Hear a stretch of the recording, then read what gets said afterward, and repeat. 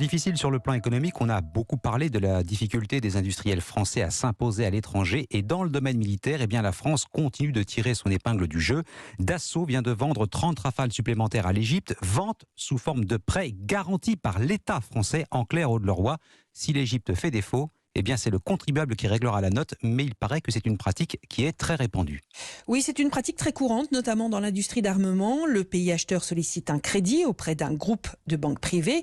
En l'occurrence, ici, il y en a 4 mentionnés par le média Disclose. Le Crédit Agricole, la Société Générale, BNP Paribas et le CIC.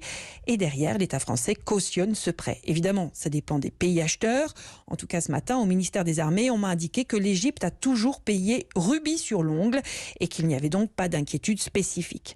Au total, il y a 3 contrats. Un pour Dassault, un second pour MBDA qui fabrique des missiles et un troisième pour Safran Electronics et Défense.